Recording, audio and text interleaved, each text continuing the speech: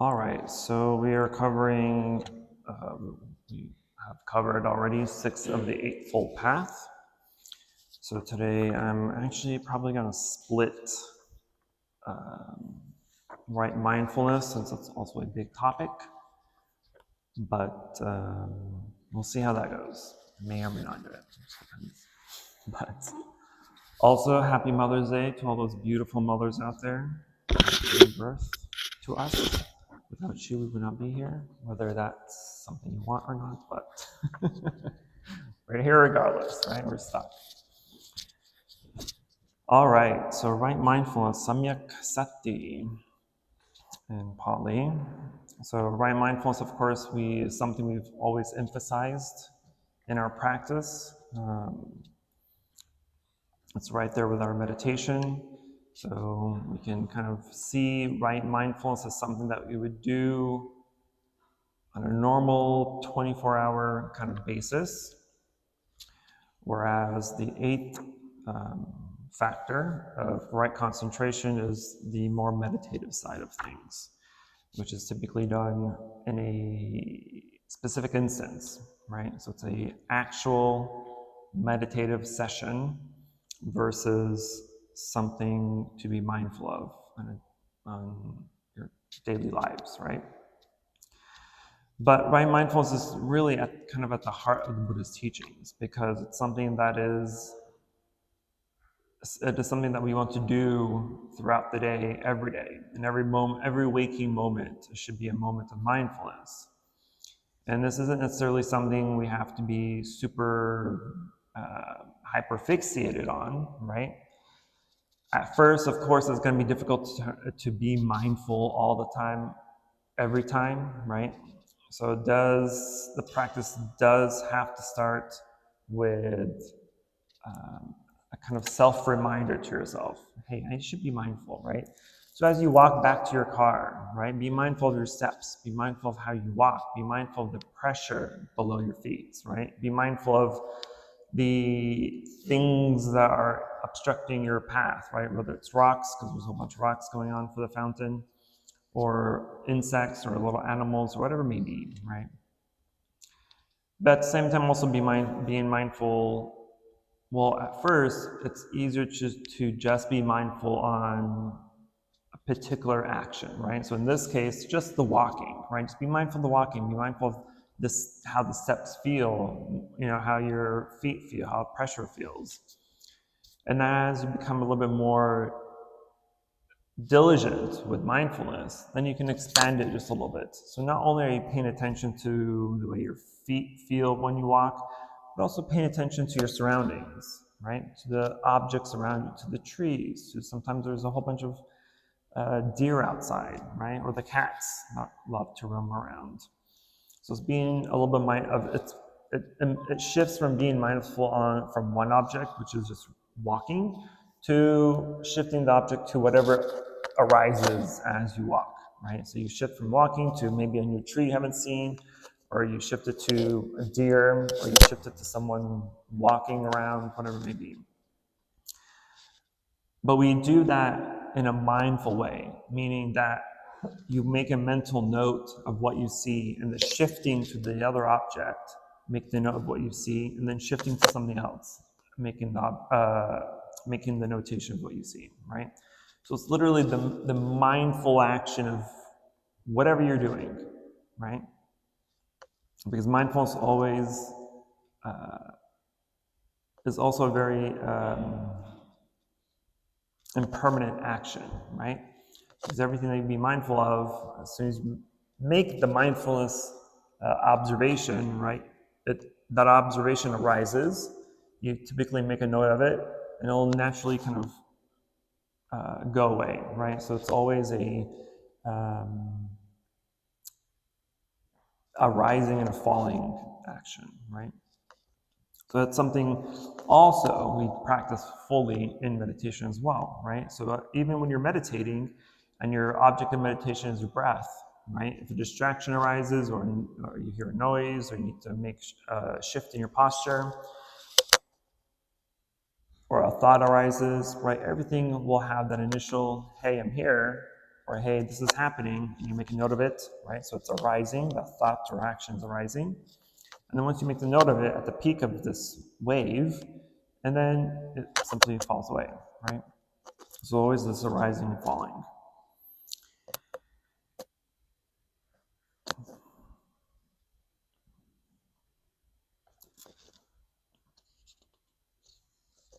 So the Buddha says that the ultimate truth, the Dharma, is not something that's mysterious and remote to us, right? But it's the truth of our own experience, because it can be reached only by understanding our experience, by penetrating it right through to its foundations. So this truth, in order for it to be liberating truth, right, it has to be known directly, it has to be observed directly, it has to be realized directly. Because it's not merely enough to just accept it on faith, or to believe it, or to accept it by faith, or to believe it on the authority of books or even a teacher, right? It's something that has to be experienced. It's an experiential realization, and not through mere subjective views, or even through logic. So it brings this field of experience of this mindfulness into focus and makes it accessible to insight is this mental faculty of sati, right, of mindfulness. And it's typically translated into mindfulness, or to remember, or to recollect. So mindfulness is remembering to come back to the present moment, to be present with our mind, and to be attentive and aware. But this kind of mindfulness this kind of awareness that's involved in mindfulness kind of differs just a little bit from the kind of awareness that we have at work, for instance, right, or at school. Because all consciousness involves awareness in the sense of knowing or experiencing of an object. But when we practice mindfulness, there's this kind of awareness that is applied at a kind of special pitch, right? A special knowing. So the mind is deliberately kept at the level of bare attention, a detached observation of what is happening within us and around us in that present moment. And so the practice of right mindfulness is to train the mind to remain in the present moment, to allow it to be open and quiet and alert, right, fully aware. And all judgments and interpretations have to be suspended, right? Or if they do occur, we just acknowledge them and let it drop naturally, right? Because especially when we're meditating or trying to be mindful of anything, we have to remember that the mind is kind of an idiot sometimes, right? It doesn't always want to cooperate with us with what we want to do. So we constantly have to remind it to do what we want it to do, since we are not yet the masters of our mind.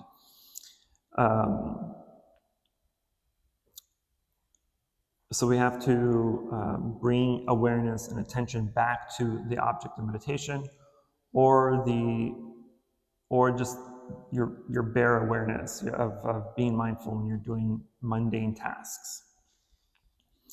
And so it's kind of, as this is happening, right, we're kind of climbing the changes of events as if we're riding this wave of the sea, right? And so that's when I said you're being mindful of something, you make that notation of it and you're aware of it, then it kind of disappears. Because as soon as the mind recognizes your awareness on something, right, you're like, all right, you caught me, and it'll go away, right? And so then the wave goes down, and then something else arises, another thought or distraction, and it goes up, it's peaked, and then you become aware of it, and you're like, all right, you caught me, and then it goes away, right? So it's a very wavy mind that we have. And every time the wave is at its peak is when we have to apply mindfulness and catch it, so then it can go away. And that happens because the mind isn't best friends with the present moment. The mind really hates the present, because it's the only time where the mind has no control. because it has control of your past and it has control of the future, right? It has control over previous or past memories or regrets or worries. And then it has power on thinking of the future, of the anxiety of the future, right? The worry of what to do next, or where to go, or what to eat, etc., etc. And so it has power, and it applies those two powers constantly. And so that's why when we meditate on being in the present and trying to be aware, the mind kind of freaks out, like, oh, I have no control here. Let me ruin this experience for you. So it brings up those past memories or future anxieties, because it's like, no, I'm too scared of the present, right? It doesn't want to work with the present moment because it has no control of it. But like I said, as soon as a thought or a distraction or whatever arises, right, you simply just have to notate it. So if it's hunger or sound or sleepiness or anxiety, whatever it is that you're feeling, simply just make the note early enough so that the mind's not roaming around thinking about it too much, right? But even if it does do that, right, our practice becomes practice when we apply the awareness to it, when we kind of catch it, right? It may take a few seconds, it may take a few moments, it may even take your entire meditation session. But as long as you've applied mindfulness and caught the object of that distraction, you've done exactly what you need to do in meditation, right? Again, it may have taken a few seconds, minutes, or the entire session, but as long as you caught this wandering of the mind, you've done exactly what you're supposed to do in meditation, right? Because meditation isn't about having a clear mind and doing nothing, just sitting there aimlessly. That's pointless. What's the purpose of just sitting there and doing nothing? You might as well go sleep, right? You just sleep sitting. It's useless. So the point of meditation is to simply just be aware of what is happening.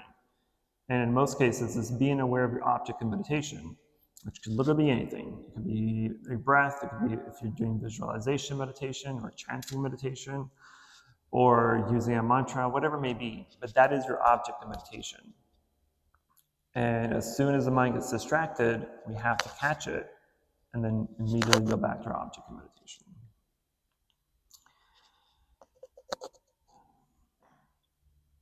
And then we may kind of have this assumption that we're always aware of the present.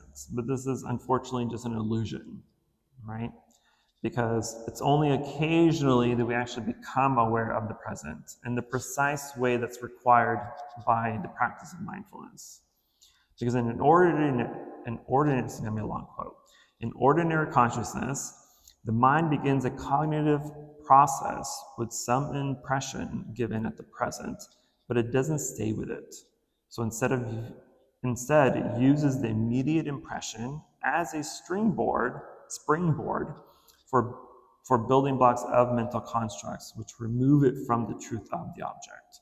And the cognitive process is generally interpretive because the mind perceives its object free from conceptualization only briefly. Then immediately after grasping the initial impression, it launches into a course of ideas by which it seeks to interpret the object to itself to make it understandable in terms of its own categories and assumptions. So in the end, the original direct experience has been overrun by ideation, and the presented object appears only dimly through the dense layers of ideas and views. It was a long quote. It's probably one of the longest quotes I have in this book. So all that, this is a process the Buddha calls mental construction, papancha, which means elaboration or embellishment. So these elaborations that arise and block our concentration or our focus in meditation, blocks out the presentational immediacy of phenomena, right? They let us know that the object only at a distance and not as it really is. But the elaborations don't just screen cognition, but they also serve as the basis for projections. So our deluded mind, unfortunately, is cloaked in ignorance, and it projects its own internal constructs outwardly, and it ascribes them to the object as if you actually belong to it, that you possess it, or have any control or power over it. And so as a result of this, what we know as the final object of cognition, what we see as the basis for our values, our plans, and actions, is just a kind of patchwork product, right? And it's not in its original form that we see. So it takes what is given in an immediate experience as its groundwork and raw material, but along with it, this includes something else, the embellishments that's fabricated by the mind. This is the same instance when I say, when we're meditating and the door opens and we're asking all these dumb questions about the door opening, right? This illusion that we have any sort of control and knowledge that who it is, why they're here, why they're late, why they're disturbing meditation. All this is embellishment, right? Because this is a false truth that you're trying to fill in this gap of not knowing. When in reality, the only thing you do know is that the door opened and there was a sound, right? That's the notation you make when you hear a distraction. So instead of asking questions, because again, these questions is only for a dumb mind to fill in the gaps of not knowing, right? Then in reality, that is the issue of ignorance, right? Ignorance in Buddhism means not knowing. And so why do you want to feed your ignorance by asking questions that you have no answers to, right? And it could be anything. Every time we see a wreck on the highway, we're always slowing down and rubbernecking with everybody else, trying to figure out what happened, who's involved, and how many people are involved. Are they dead? Are they alive? Are they injured? Dumb questions that are irrelevant to your life, right? What's the difference between knowing the answers and not knowing the answers to those questions? Are you going to feel better knowing what happened? Are you going to feel better about who was involved or who caused it? Probably not, right? The only thing it's going to do is satisfy your curiosity.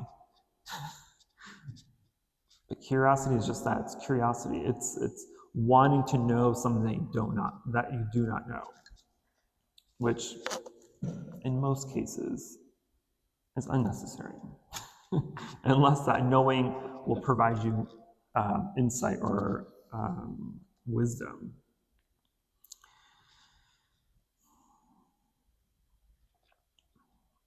So to correct these erroneous notions and these embellishments that we create is the task of wisdom, right? This is where contemplation comes in, because wisdom, for wisdom to kind of do its work precisely, it needs access to the object as it is in itself, that's uncluttered by the conceptual elaborations that we give.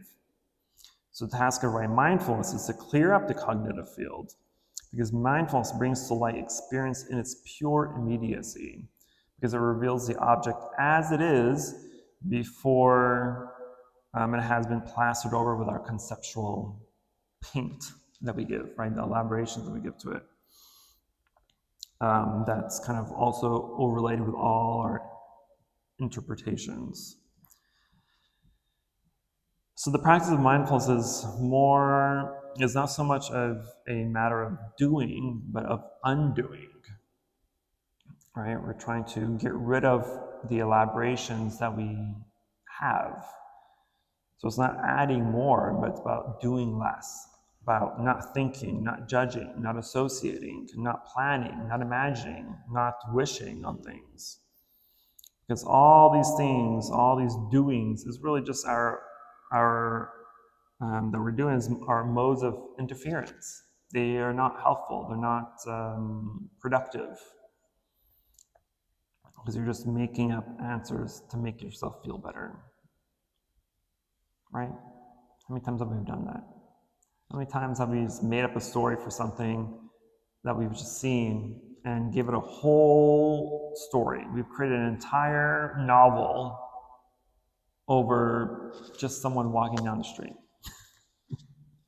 right? Because we do that when we people watch, right? You're literally creating a story for them. You're making up a story about who they are, what they do for life, how many kids they have, are they married, are they single, are they educated, are they professional, right? We make a whole story when we people watch. Just for what? Right? What actually is happening there? Satisfying some boredom, maybe, right? Because as I said, I think it was yesterday, maybe during class, or maybe it was last week. Like, what is boredom? When did I say that? When did I ask that? Was it yesterday? Or was it last week? Okay, good. So that means most of you weren't here. So what is boredom then? Right? Actual question.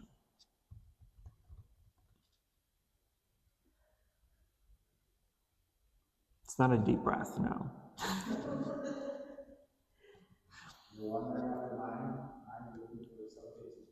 The mind looking for something to do, because when we're, it's an emptiness something we may feel, correct. So when we're bored, it's the underlying factor there is the uncomfortability of being with ourselves, by ourselves, doing nothing, right? Because if you're bored, you're either bored with what is happening and you want your, essentially boredom is wanting to do something other than what you're doing right now, right? So if you're just sitting around at home and you're like, I'm bored. So what do? Watch TV, eat, do other stuff, right? It's potentially, yeah, random thoughts, right? Could it be tied to fear? Like it is fear, yes. It's also a fear about being, like I said, by yourself with yourself, right? Because if you're by yourself with yourself and you're really contemplating, some feelings, some past feelings or traumas may arise and will cause some mental struggle. Like, oh, I don't want that. Let me watch aimless TV instead. Let me doom scroll on TikTok. Are we bored when our mind is not making up stories? Exactly, because the mind is always wanting to do something, right? That's how it stays in control. That's why it makes up stories. That's why it embellishes things, because it's constantly always wanting to do something. It doesn't matter if that something is productive or unproductive. It's still filling the gaps of doing nothing. Yes, sir. Yeah, you think that boredom would be the part of karma yoga? Mm-hmm. You think that's maybe would be a form of it? Because it's actually before doing or actually doing something. Right. So probably some form of karma yoga. Yeah.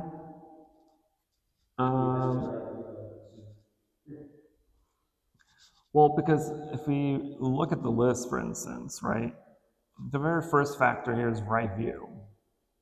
And unfortunately, most of us have wrong view, right? And because we have wrong view, everything else kind of trickles down from that. So when you are bored and trying to fill in that boredom with some random activity, it's because you have wrong view. Because that's not the right thing to do. The right thing to do is to do something productive, whether it's reading or studying or even just cleaning the house, right? Versus just putting those things off for later, or maybe even never, doing something that's unproductive, unbeneficial, unhelpful, right? But also when we practice mindfulness, and especially in the mindfulness exercises, right? Because there's the Satipatthana Sutra, and is the sutra on the 4 foundations of mindfulness, which we'll cover next week. It also functions as a really powerful grounding function too, because it anchors the mind securely on the present moment, so it doesn't float away into the past or the future, right?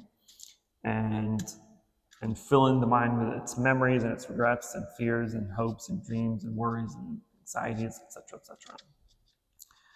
So then our mindfulness practice kind of facilitates the achievement of both serenity and insight. So it's the concentration meditation and contemplation meditation, samatha and vipassana. But when we practice mindfulness or meditation, right, we always, since those are the two main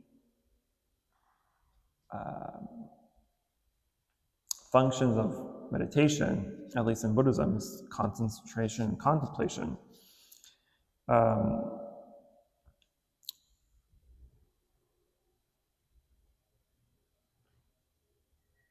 was I going with this? So it's dependent on what you're trying to achieve, right? So if you're trying to achieve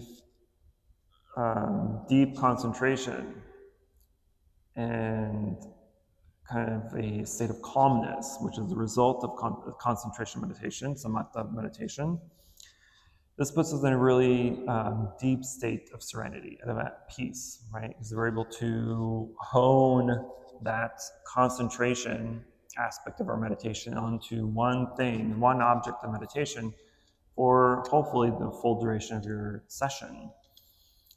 And this leads to the deeper stage of absorption or jhanas, right? Where it kind of helps helps perfect your concentration. So if that's the route you want to take for your meditation, is just to perfect concentration and your focus and achieve maybe the jhana states, then concentration meditation is your go-to. But on the other hand, if your goal is to kind of strip away all the veils of delusion and ignorance and arrive at true insight and wisdom, then we practice contemplation meditation. So it's two different avenues that don't result in the same outcome or same end game, right? It depends on what we're trying to achieve. Because unfortunately, most people stick with concentration meditation, right? Trying to hone their focus and perfect that concentration. But that concentration meditation, samatha, cannot lead to any true insight, right? It does not lead to any true realization of anything, because that's not the function of that type of meditation. The function of it is just to literally put you into deeper states of consciousness and to deeper states of meditation and just sit in that serene state of mind. Whereas contemplation requires a lot more work, a lot more effort in the contemplation aspect of our meditation. And it's only through contemplation that we can arrive and achieve any true insight and wisdom and eventually enlightenment. So it just depends on our areas of focus. Typically, like for instance on a retreat that's coming up,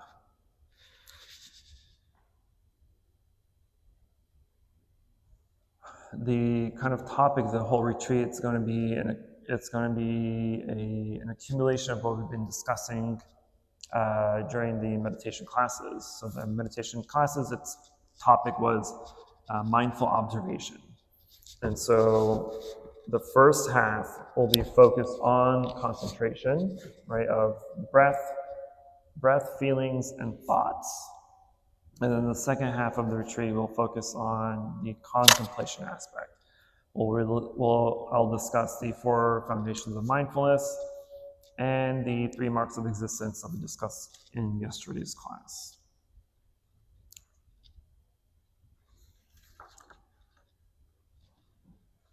So when we practice mindfulness on a normal basis, right, it serves as a kind of guard, right, in our mind. And its responsibility is to make sure that the mind does not slip away from the object of meditation itself and lose itself in the random, undirected thoughts and in its embellishments, right? And then to lead to insight and the realization of wisdom, its task is, in this phase of practice, is to observe, to note, to discern, and to discern phenomena with utmost precision until their fundamental characteristics are brought to light. And then from there, the next section of the right mindfulness we'll discuss next week is the cultivation through the practice that we call, again, the 4 foundations of mindfulness, satipatthana. So it's the mindful observation of body, feeling, mind, and object of mind. And I may not even finish that next week. So that may take a hot minute.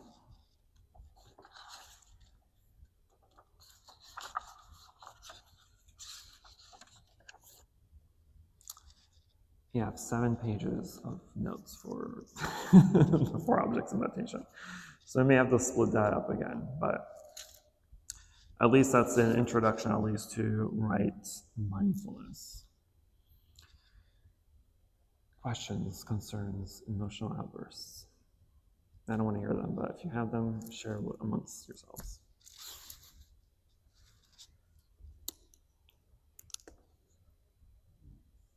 Sir. Yeah, you touch a little bit on you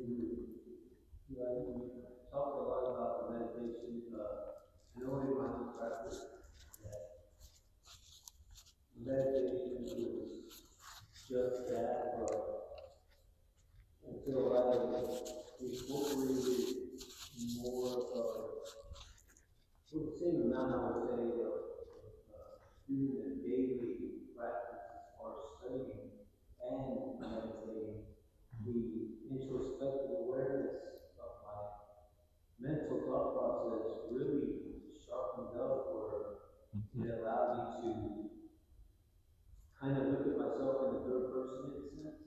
Like where normally I would not be like, if I was going to do this or that, like normally it would just happen.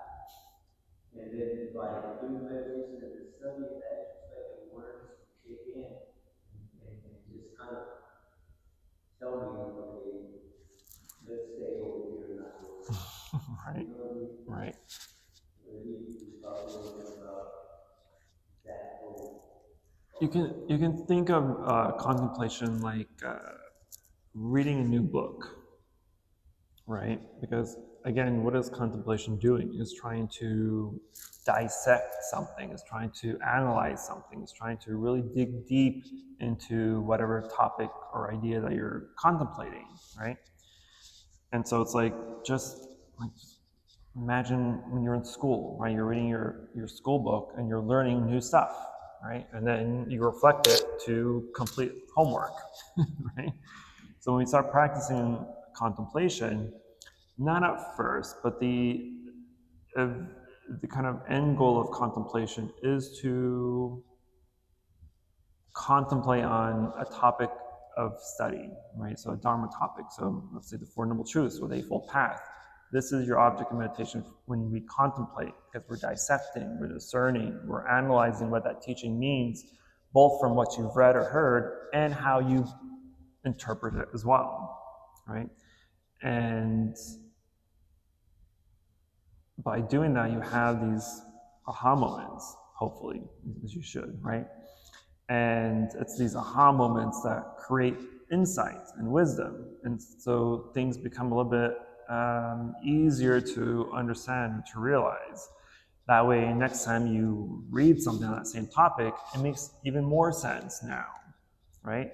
And then you contemplate on that, and you have another insight, and you read something more advanced, and that makes more sense now, right? And so it kind of trickles down into the point of hope, like enlightenment, right? That's the end goal. But just knowing about the practice of concentration or contemplation makes a lot more sense in the daily activities that you do.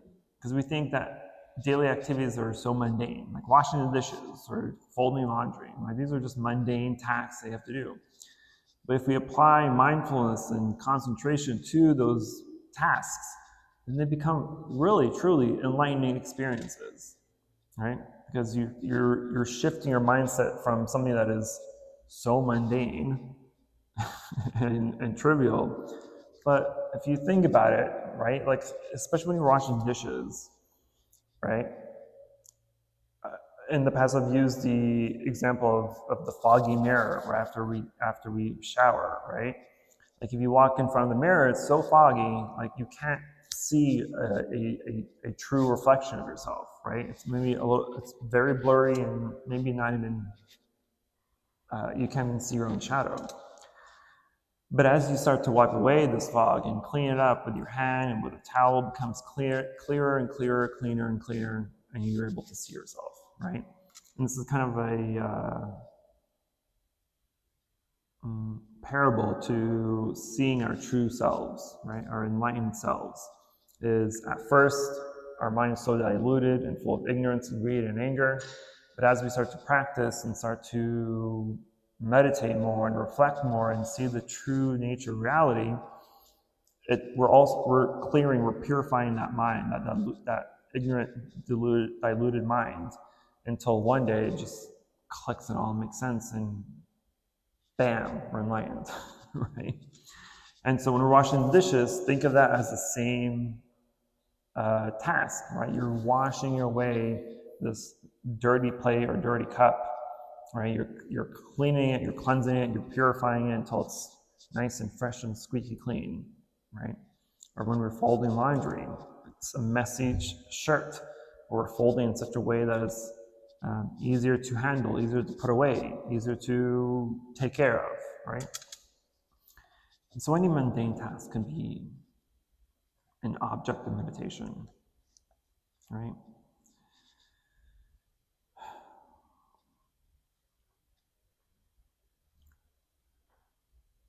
Even the hated tasks, for instance, I hate mowing the lawn. So thankfully, Louis helps me out with that, and he uses mowing the lawn as an object of meditation. And I just sit there enjoying his meditation, vicariously through him.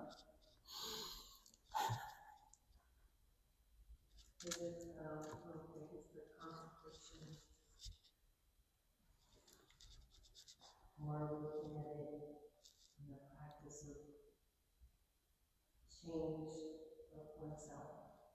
Mm-hmm. Yes, that's the conclusion of contemplation, right? Because at first, when we start to practice contemplation, we really should be going through the practices of contemplation. So the four foundations of mindfulness, right? That is your core teaching that needs to be kind of ingrained in the mind. Because it's only through the four foundations of mindfulness that any true contemplation practice is actually effective, right? Because again, think of everything that arises and falls and ages and disappears or dies, whatever it may be. It's all within ourselves, right? So the four foundations, again, body, feeling, mind, and objects of mind. Your entire reality, your entire experience is around those four objects, right? And so when you start to contemplate on the four foundations of mindfulness, it not only reveals the truth behind reality, but the truth behind yourself as well. And seeing that the body, the mind, the feelings, and the objects of mind are all impermanent, right? That they all change, that they're all subject to a rising and falling, right? A rising and ceasing. And that includes literally anything and everything, right? Your thoughts come and go. Your feelings come and go. Your pain comes and goes, right? People in your life come and go. So the more we're able to contemplate on the impermanency of things, it makes you realize just how unimportant a lot of things are. And you start to lose that attachment toward them. You start to lose the clinging and the grasping you have toward people, things, and places, right? And it's only through the letting go that we can actually we have to let go of our delusions and our ignorance in order to allow wisdom and insight to come in, to replace it, right? And we can only do that through contemplation. So contemplation is a big task. It's a long, strenuous, but very important practice. Because recognizing our true selves, right, which is kind of the ultimate goal for us, which is enlightenment, only happens through contemplation. Is that losing our ego, correct? I mean, our sense of I am. Correct. I am. And there's the self there doing all of this. Yes. But that's the illusion, right? Correct. So the four foundations of mindfulness is exactly doing that, Not right? self. So the body, for instance, as we'll discuss next week, is contemplating on the, what is it called? The unattractiveness of the body. It could be something like that, right? The unattractiveness of the body using the 32 parts of the body. So it's really visualizing these 32 parts of the body and seeing how ugly truly they are, because it includes like the spleen, urine, feces, etc., like that, right? Like these aren't beautiful things, generally speaking, right? And so it's supposed to fight against, for the most part, sexual desire, right? And then when we go through thoughts and, feelings and perceptions, we start to see how really diluted our perceptions and thoughts are, how erroneous they are, how illusionary they are, because they're really, all our perceptions are based on our experience of life, right? We have an experience, we see something, and then we attach it into our mind, and the mind says, all right, that's exactly how it is all the time, every time, anywhere, everywhere, right? And so then when you see something, the exact opposite of this perception that you have of someone or something or somewhere, and it's a completely opposite of your expectations, then the mind starts to freak out. And so then when you start to contemplate its true nature, you can see that, oh, this was my own perception that's making me see this, believe in this, like this, hate this, love this, etc., etc. And seeing that that's not the true nature of the object or of the person or whatever it may be. You start to strip away that false perception, that attachment or clinging that you have to it. And then you're free from that. And so then our next thing to do is to be free of everything else. Right? To enlightenment, liberation is being free of thoughts, right? It's one way of seeing liberation. It's having a mind that is free of thoughts. Because when the mind is thinking, it has thoughts, it's discerning, it's discriminating, it's adding our own bias, our own likes and dislikes and comforts and discomforts. It's adding all this extraness to something that is just a camera, just a door, just a person. But no, we see people, especially people, as tall, young, man, woman, ugly, beautiful, fat, thin, right? We're adding all these elaborations for no reason. That's our deluded mind working, right? If we're able to see anybody as just a being, as a person, then you don't have room to add extra nonsense. Because that extra nonsense is just your own perception, your own bias, your own everything. But your own everything isn't always correct. It's mostly incorrect, unfortunately. So we work to let go of those beliefs and those ideas. And then when we're able to let go of it, then again, we see things without dualistic views. Things just are. It's just a tree. It's not old, it's not young, it's not pretty, it's not ugly, it's not dead or alive. It's just a tree. You're just a person, so it's just a building, right? And that makes it easy to detach from things. When you're able to see it for what it truly is. It's our own adding value to it that causes attachment and grasping to things. And if we lose that, then we have no room for suffering. Like suffering, as I've mentioned before, its main bad guy is reaction to things, our belief to things, right? So if you have a certain perspective or perception on a certain group of people, for instance, and then if they cross your path and they knock on your door or they stop you at some store to whatever, your immediate discrimination or bias toward that group of people kicks in. And what happens when it kicks in? You either cuss them out or tell them to go back to where they came from, or you yell, or you make fun, or you whatever it may be, right? But that's not helpful. That's not nice. That's not being compassionate, right? So if you're able to let go of those ideas and those beliefs, then you just see them again as people. There's no reason to discriminate between who they are and what they are and where they're from, what they believe in. No, this is all societal conversion, pretty much, right? The society, unfortunately, is always trying to convert you into believing what the society wants you to believe. That all the Mexicans are illegal, that whatever. I can't even think of examples right now because I don't care about that. But you know what I mean, right? All the discriminations that a normal person would have, or not a normal person, a uncontemplative person would have is not helpful to our world. If you want peace in the world, then you have to act in peace, with peace. If you want compassion in the world, then you have to act with compassion. You can't expect the world to be something that you're not. Right? How many people come up to me? There's a lot of people that come up to me and want to change the world. I'm like, you can't change the world, first of all. It's impossible.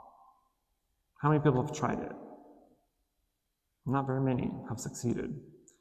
So instead of trying to change the world, change yourself first. Because I know you need to be changed. And then work your way out. Literally work outwardly. Work with your own family, work with your own community, your own city, then your own state, then your own country, and then you can worry about the rest of the world. Okay, I'm gonna stop talking now. Yes, Louise, you had a question? When we're working on contemplation, I know one of the most important things is visualize whatever we're contemplating as something that the Eightfold Path is all we want to do. But how do I inject my own subjectivity without deviating from what I need to contemplate? Does it make sense? Well, when you're contemplating, you should have zero subjectivity, because contemplation isn't about subjective views, right? It's about objective views and ideas. So you're really not adding your own belief to contemplation. You're taking the contemplation object for what it is and dissecting that.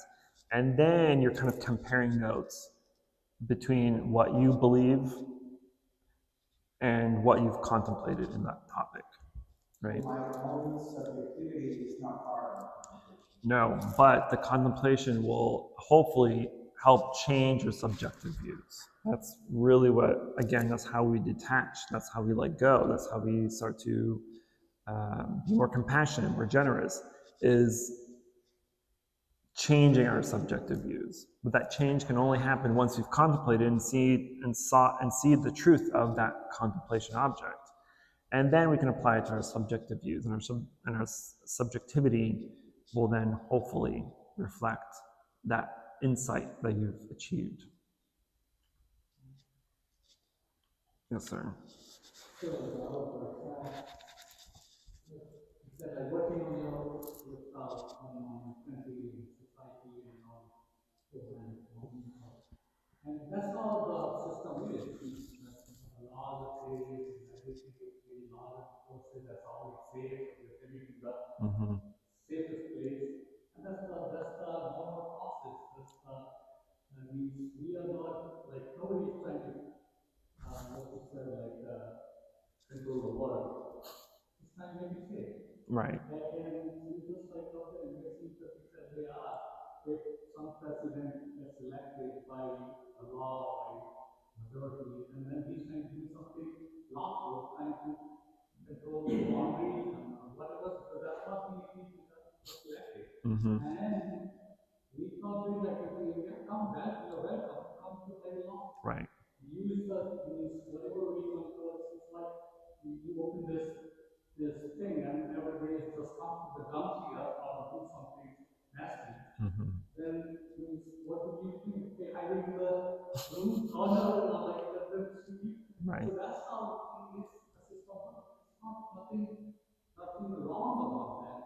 We are just trying to like focus sitting in the Vatican City with the closed wall, nice wall, and say no, this is the word. That's how we are supposed to do. So it's not like we are judging and trying to control the word. The law is the law, right? So that's the outcome.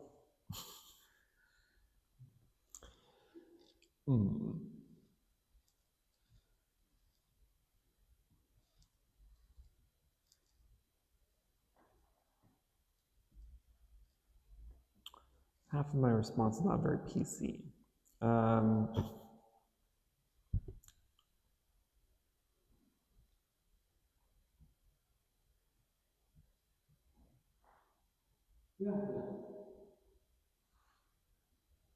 just trying to make sense. I won't answer. I'm very apolitical, so I'm not going to discuss politics. But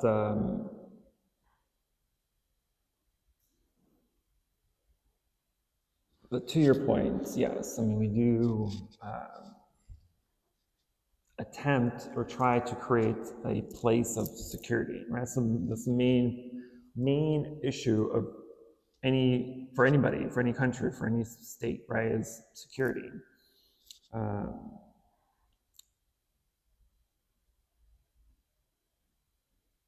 Okay, I'm gonna stop talking. Well, why do you need security in the first place? For the idiots of the world. Yeah. Shouldn't be.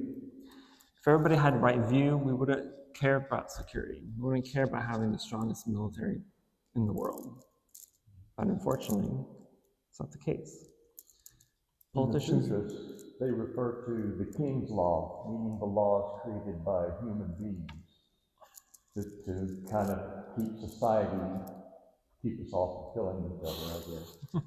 But I think they say that because that's the human-derived law as opposed to the truth.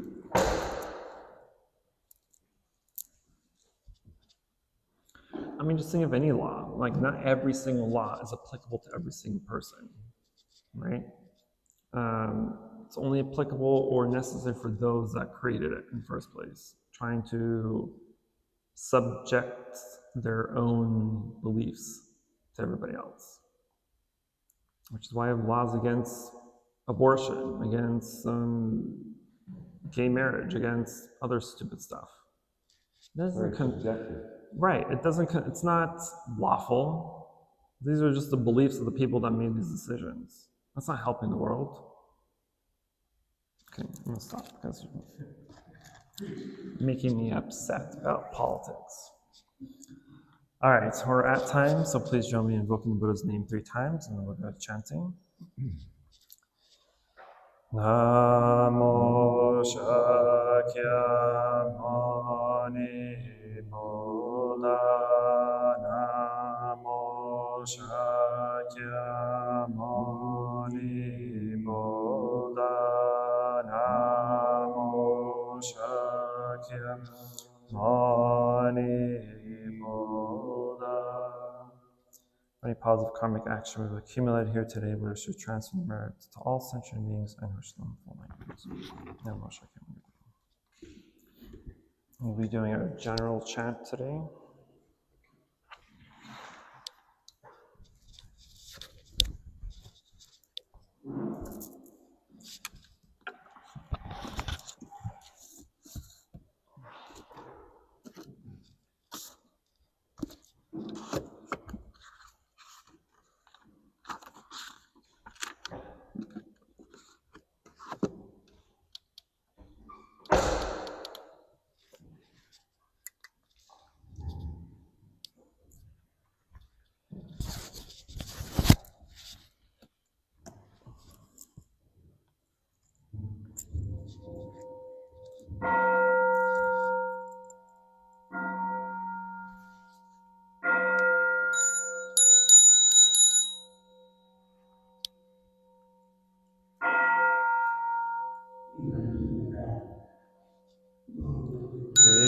speech and mind in perfect oneness. I send my heart along with the sound of the bell. May the hearers awaken from forgetfulness and transcend all anxiety and sorrow. Listen, listen, this wonderful sound brings me back to my true home.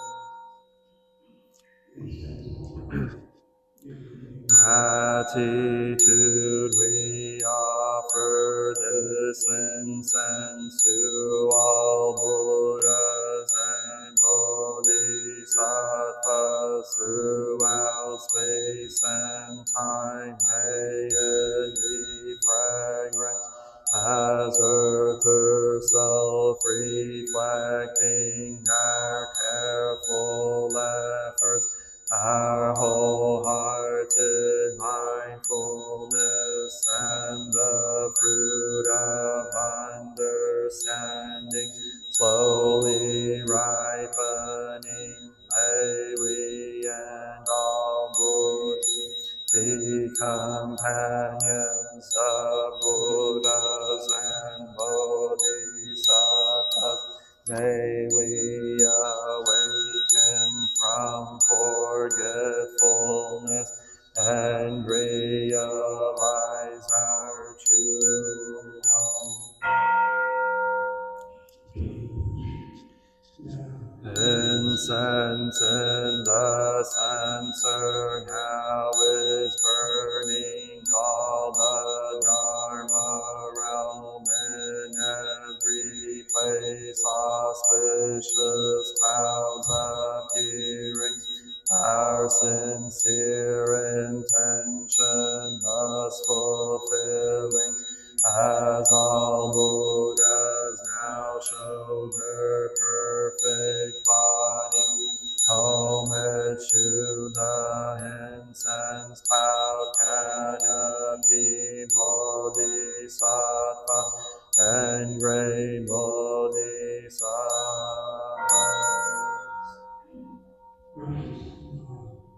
Homage to the eternally abiding Buddhas, the supreme Dharma and sagely Sangha throughout the Dharma realm and the realm of empty space and 3 periods of time.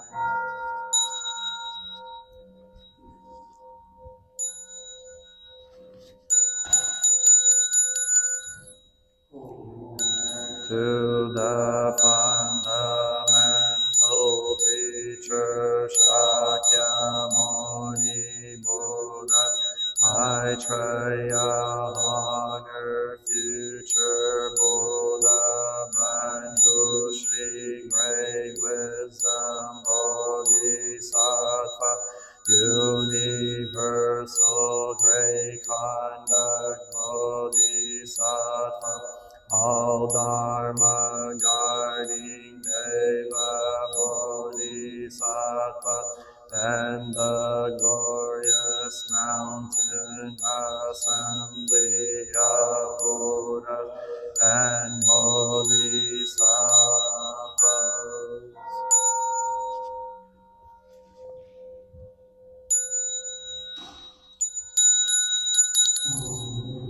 To Amitabha Buddha in the land of ultimate bliss, Avalokiteshvara, great compassion Bodhisattva, great strength Bodhisattva, restore great vow Bodhisattva, and the assembly of great pure sea like Bodhisattvas.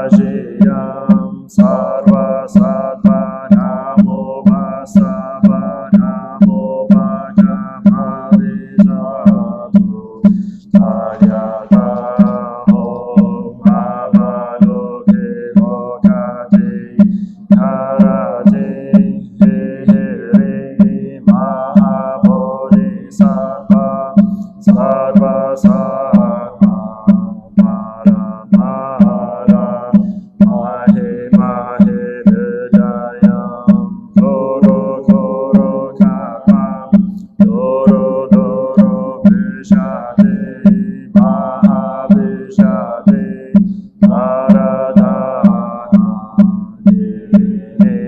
Ishvaraya Chara Chara Mama Vimara Bhaktirehi Shrina Shrina Asha Ashari Visha Vishvam Ashaya Holo Holo Mara Holo Holo Hi Sara Sara Siri Siri Soro Soro Bodhiya Bodhiya Bodhaya Bodhaya Maitreya Narakindi Vishanina Mayavana Swaha Swaha Siddhaya Swaha Mahasiddhaya Swaha Siddhayogi Swaraya Swaha Narakindi Swaha Maranara Swaha Sira Simha Mukaya Swaha Sarva Mahasiddhaya Swaha Chakra Siddhaya Swaha Padmakasaya Swaha Narakindi Bhagadaya Swaha Bhavari Sankaraya Swaha Namo Ratnatrayaya Namo Arya Malokiteshvaraya Swaha Om Siryanto Mantrapadaya Swaha.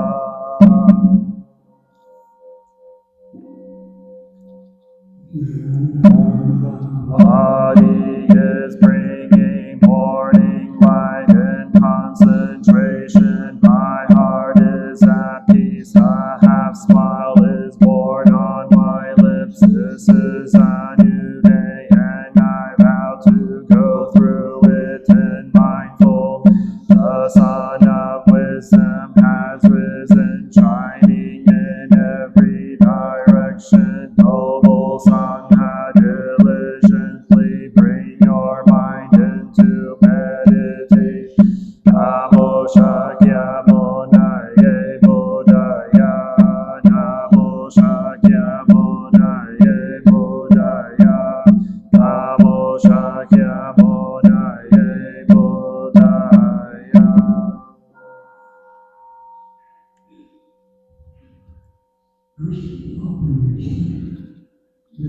Unsurpassed, profound, and wonderful Dharma is difficult to encounter in hundreds of millions of eons. I now see and hear it, receive and uphold it, and I vow to fathom the Tathagata's true meaning. Namo Shakyamuni Buddha. Namo Shakyamuni Buddha. Namo Shakyamuni Buddha. One who bows and the one who is bowed to are both by nature empty. Therefore the communication between the is inexpressibly perfect. Our practice center is the net of Indra, reflecting all Buddhas everywhere, as my own person reflects in all Buddhas. whom with my whole life I go for refuge. Light in the 10 directions, the Buddha, the Dharma, and the Sangha, to whom we bow in gratitude. And living the way of awareness is the of suffering and confusion. Shakyamuni Buddha, the awakened one, to whom we bow gratitude. Through ignorance, awakening our hearts and our minds, Manjushri the Bodhisattva, a great understanding, to whom we bow in gratitude. Mindfully working joyfully for the sake of all beings, Samantabhadra the Bodhisattva, a great action, to whom we bow in gratitude. To suffering, serving beings in countless ways, Avalokiteshvara the Bodhisattva, a great compassion, to whom we bow in gratitude. Awakening and loving kindness in children, sprouts in all beings, Maitreya the Buddha to be born, to whom we bow in gratitude. Away fearlessly and compassionate to lead the stream of all our ancestral teachers, to whom we bow in gratitude. Is deep and lovely, we now have a chance to see it and practice it. We vow to realize its true meaning.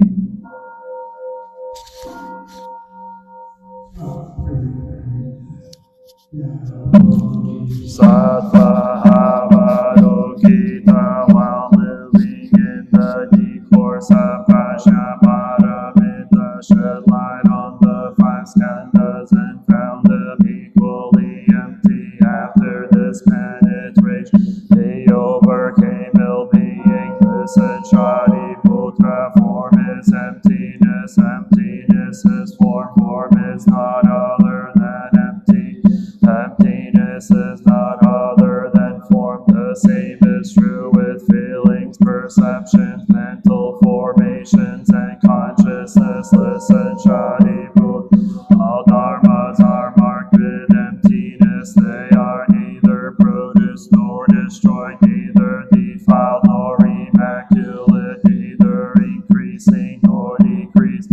Therefore, in emptiness there is neither form nor feelings, nor perceptions, nor mental formation, nor consciousness, no eye or ear or nose or tongue or body or mind, no form, no sound, no smell, no taste, no touch, no object, no realms of elements, no interdependent origins, and no extinction of them, no ill-being, no cause of ill-being, no end of ill-being, and no path, no understanding. Because there is no attainment, the Bodhisattvas grounded in Prajnaparamita find no obstacles for their minds, having no obstacles. They overcome fear, liberating themselves forever from illusion and realizing perfect nirvana. All Buddhas in the past, present, and future arrive at Anuttara Samyak Sambodhi. Therefore, one should have perfect understanding is the highest mantra, the unequaled mantra, the of ill-being, the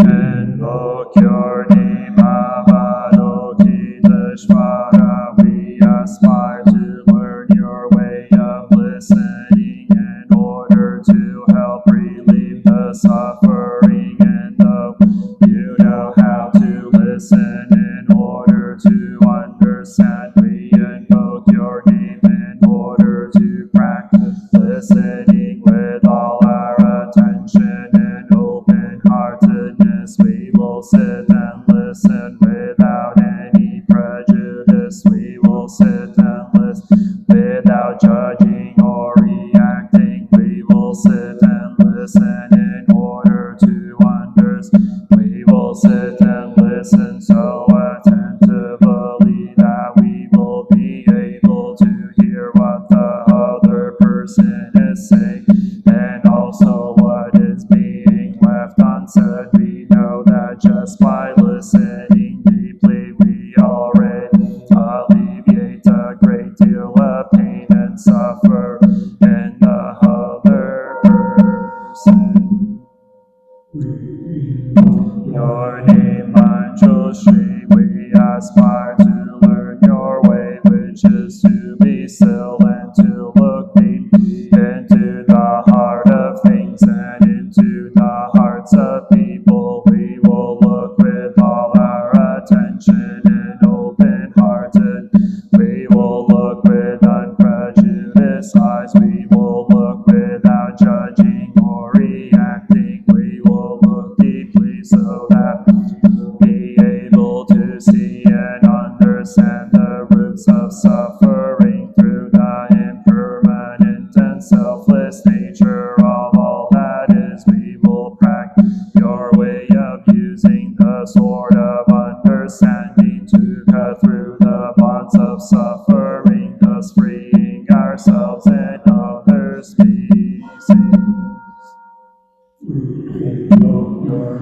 Samanta Bhadra, we aspire to practice your vow to act with the eyes and heart of compassion, to bring joy to one person in the morning, to ease the pain of one person in the afternoon. We know that the happiness of others is our own happiness, and we aspire to practice joy on the path of service. We know that every word, every look, every action, and every smile can bring happiness to us.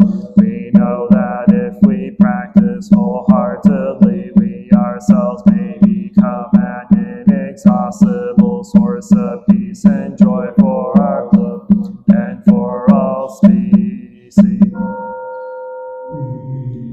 Your name, Chitikatma, we aspire to learn your way of being present where there is darkness, suffering, oppression, and this, so we can bring light, hope, relief, and liberation to those places. We are determined not to forget or abandon those in desperate situations. We will do our best to establish contact with those who cannot find a way out of their suffering, those whose cries for help, justice, equality, and human rights are not being heard. We know that hell can be found in many places.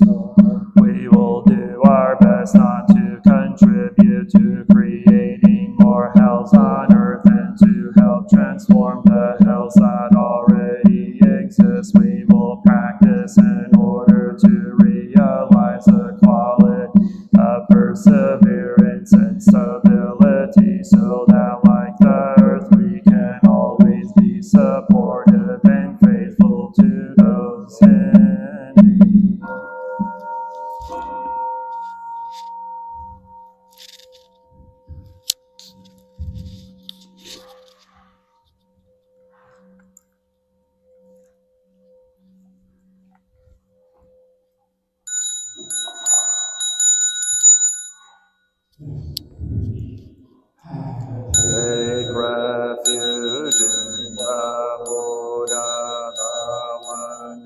shows me the way. In this life I take refuge in the Dharma, the way of understanding. In the Sangha, the community that lives in harmony and the way.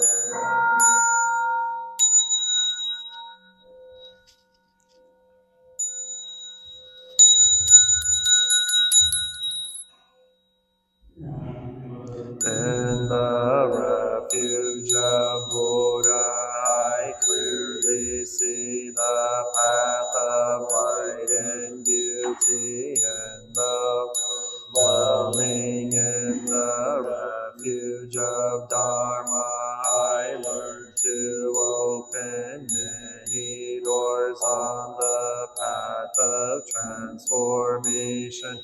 Dwelling in the refuge of Sangha, shining light that supports me, keeping my practice free of obstruction.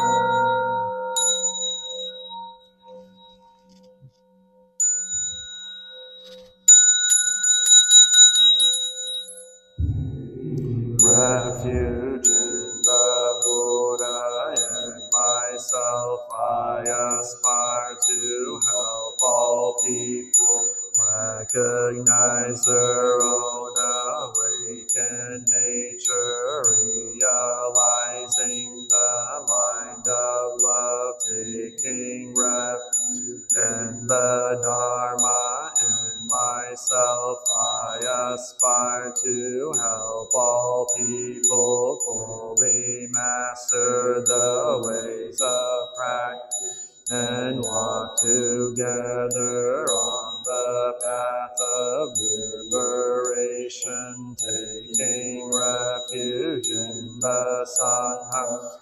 Myself, I aspire to help all people build fourfold communities to embrace all beings and support their transformation.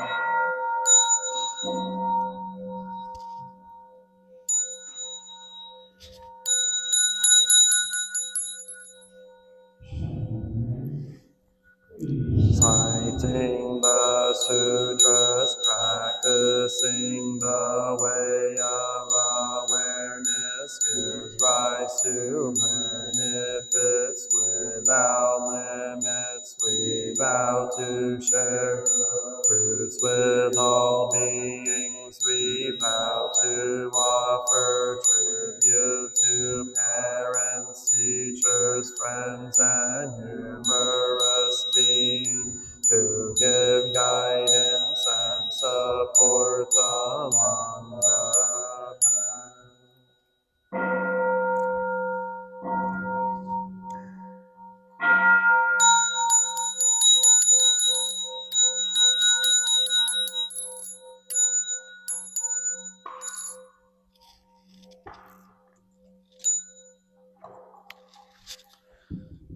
Namo Shakyamuni Buddha. Just a quick announcement that next Saturday we'll have a day of mindful working. So it's our volunteer day. So we're going to spend some time outside, mostly around the water fountain thing to clean up for upcoming Vesak event on the 31st. So if you're able to join us next Saturday, we'll be volunteering from 9 a.m. to 3 p.m. Of course, we'll have lunch and some time together, whatever. And of course, Vesak is on the 31st at 10 a.m. and we have our meditation retreat on the 13th of June from 6 a.m. to 6 p.m. So I hope I can see some of you there. Thank you. Namo Shakyamuni Buddha.